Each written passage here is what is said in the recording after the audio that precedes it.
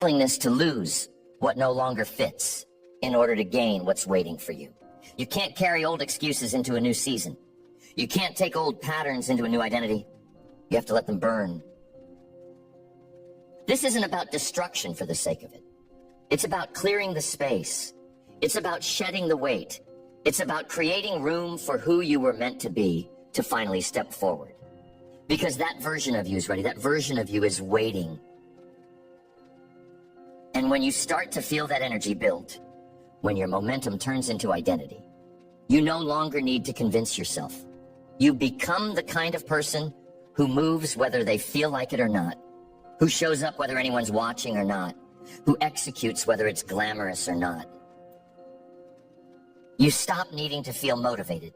You've built habits that are anchored in discipline. You've anchored discipline in your identity. You don't rise and fall with emotion anymore. You've learned to manage your state. You know how to command your internal energy.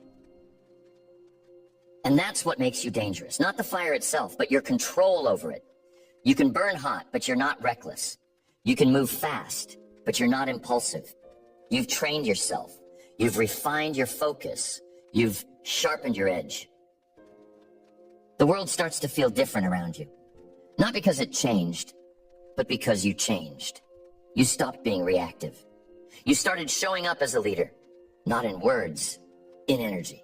You became the thermostat, not the thermometer. You set the tone and people adjust. And it's not because you're loud. It's not because you dominate. It's because you're anchored. You're consistent. You're undeniable. People see that. They feel that. And it forces them to reevaluate their own pace, their own presence, their own fire. That's real influence. Not how many people follow you, but how many people shift after being around you. Not because you told them to, but because your example made them look inward. Because your heat warmed them, or burned away their excuses. And the deeper your fire goes, the more legacy you build. Because flash doesn't last. Noise fades. But a slow, steady burn, that sustains. That multiplies. That builds something you can hand off to the people behind you. Something they can build on. Something that matters. You become the kind of person who doesn't just chase results. You build foundations. You don't just pursue goals, you shape culture. And that culture starts at home.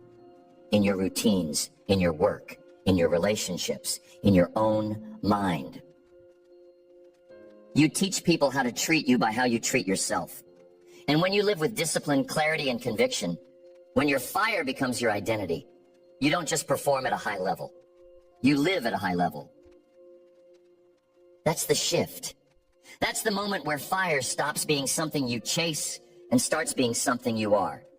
Not just on good days, every day. Because you've chosen to stop being the person who needs to be lit. You've become the one who carries the flame. The more time you spend on fire, the more you begin to realize that not everything or everyone can come with you. That's part of the burn. It doesn't just light you up, it reveals what's real.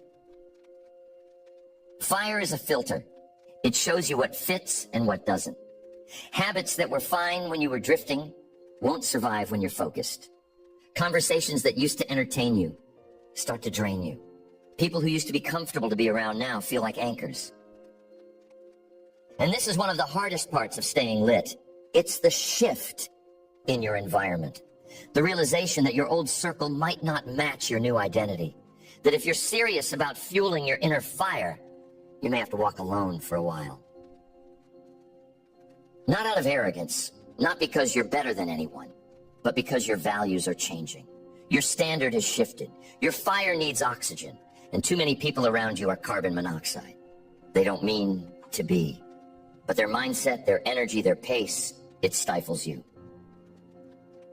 And if you keep exposing your fire to people who don't protect it, don't respect it, don't understand it, eventually they'll wear you down. They'll convince you to shrink. They'll tell you you're too much. And if you're not careful, you'll believe them. So you set boundaries. You tighten your circle. You get intentional about who you let close. Not because you're building walls, but because you're building heat. And heat needs protection. Focus needs insulation. Vision needs space. That means saying no more often. That means guarding your energy. That means being okay with being misunderstood. Because people who don't feel their own fire won't understand why you're committed to yours. They'll ask why you're training so hard, why you're waking up early, why you're working on weekends, why you're skipping things that everyone else seems fine with. And you won't have a perfect answer, but you'll have clarity, you'll have peace, you'll have purpose. And once you have that, you don't need permission. You don't need applause. You don't need everyone to get it. You just need to protect your fire long enough for it to become self-sustaining. That's the turning point. When you're no longer fueled by urgency, but by identity. You're no longer forcing yourself to show up. You're compelled to. It's not a task. It's a way of life. You've built a lifestyle that aligns with your purpose, and anything that threatens it gets filtered out. You become less reactive, less distracted. You stop jumping between things that feel urgent and start prioritizing what's important. You start building instead of just surviving. You start creating instead of just consuming. You stop chasing things and start becoming something. And that shift, it changes your relationship with time. Because when your fire is low, time feels heavy. Every day feels like a struggle. You're dragging yourself through your schedule. But when your fire is lit, time accelerates. You're no longer watching the clock, you're owning it. You start building days with intention. You create windows of focus. You create rituals that support your energy. You build habits that restore your strength. Because when you live on fire, you can't afford to leak your energy carelessly.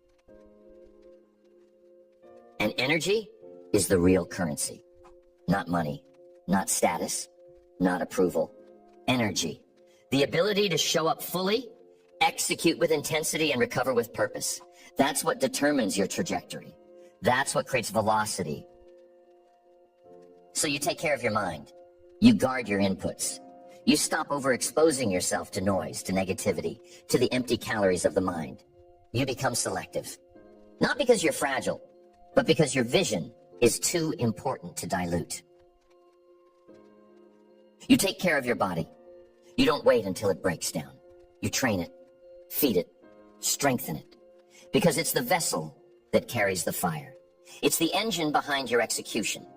And when it's strong, you move faster, think sharper, and live deeper. You take care of your spirit. You make space to reflect. You make room for gratitude. You stay connected to your reasons, not just your results. You stop living for optics and start living for impact. And you keep your fire from burning out, not by slowing down, but by staying centered. Burnout doesn't come from too much work. It comes from too little purpose, too little direction, too many decisions that go against your core. So you stay aligned. You recalibrate when needed. You rest with intention. You recover without guilt. You remind yourself, this fire is not a sprint, it's a furnace. And furnaces burn steady. Steady heat wins, not flash, not noise, not a one-time burst of effort. The consistent, committed kind of fire, the kind that keeps going, that doesn't get blown out by setbacks, that doesn't get distracted by quick wins, that stays focused on the long game. There's something different about a person who's lived with their fire for a while. Not just someone who found it recently, but someone who has protected it, grown it, refined it, and learned how to carry it into every part of their life. There's a presence, a depth, a gravity. That presence doesn't come from performance. It comes from alignment, from consistency, from living with clarity long enough that your fire doesn't just burn, it stabilizes. It's not impulsive. It's intentional. It's built on years of follow-through. And when that happens, you stop questioning yourself. Not because you never doubt, but because your discipline is louder than your doubt. Your purpose is louder than your fear. Your track record speaks louder than your insecurity. This is where fire turns into leadership, not positional leadership, energetic leadership. People feel your consistency. They watch your habits. They absorb your example. You don't lead by telling people what to do. You lead by becoming what they didn't know was possible. And that's the legacy of fire. It doesn't just light your path. It lights the way for others. It becomes a torch, a symbol, a reminder that you can live this life fully awake, that you can be relentless and still be kind, that you can be disciplined and still be joyful, that you can be on fire and still be centered. You start lifting people without trying to fix them. You start speaking life without diluting truth. You start challenging people's excuses, not out of judgment, but out of belief in who they could be if they'd stop playing small. You see fire in other people before they see it in themselves. And when they're ready, you help them find it. But only when they're ready, because fire can't be forced. It can only be sparked. And once you understand that, you stop trying to convince everyone. You stop wasting your energy on people who aren't ready to change. You stop pouring your flame into people who just want to stay warm without building their own heat. Instead, you pour it into your craft, your mission, your values. You double down on what matters. You become more focused, not less. More patient, not passive. More committed, not desperate. And when people do come around, when they step out of their excuses and into their fire, you're there. Not to save them, but to show them what's possible. To remind them that the path is worth it, that the heat is worth it, that becoming who you're meant to be is worth every sacrifice. This is why your fire matters, not just for you, but for everyone connected to you. For the people who will never meet you, but will feel your impact. For the people you'll influence without ever knowing it. For the people watching silently, wondering if it's possible to live with that kind of passion. Because someone is always watching, not to copy you, but to believe it's possible for them too. Your fire isn't just fuel, it's proof. Proof that you don't have to live numb. Proof that you don't have to settle. Proof that you don't have to perform for everyone. Just show up for yourself. And in doing that again and again, you keep the fire alive. Not because it's easy, but because you've decided, this is who I am now. This is how I live. This is the standard.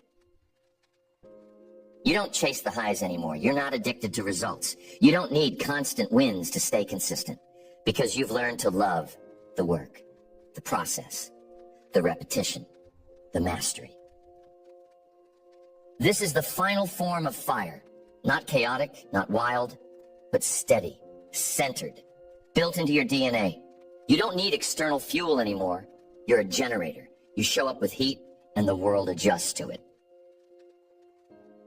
You don't always feel inspired, but you are always in motion.